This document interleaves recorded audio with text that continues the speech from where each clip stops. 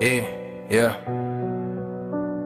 Bugun seni katta va keng dunyo siqib kelayotgandek tuyulayotgan bo'lsa, qalbing kengayayotgan bo'ladi.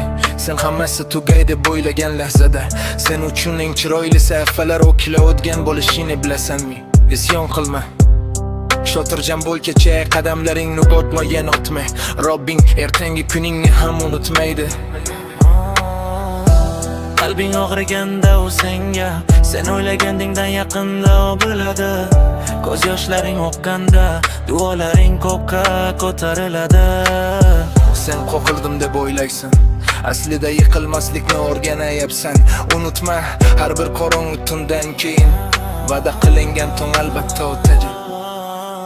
Hayotingdagi qorong'uliklar aslida senda shukur va qanoatni ko'paytirish uchun hamda uxlab qolgan qalbingni uyg'otish uchun berilgan. Tunsiz kunning qadri bo'lmaydi, sen juda qorong'u deb o'ylaysan.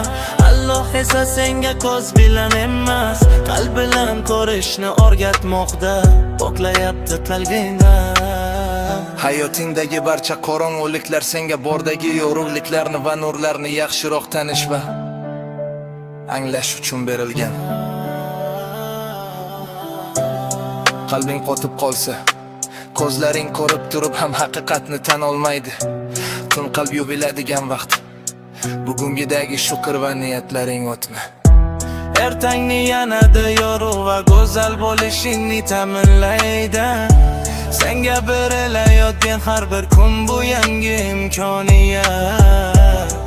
Bugun uyg'onishing va tirikliging uchun shukr qildingmi? O'tma.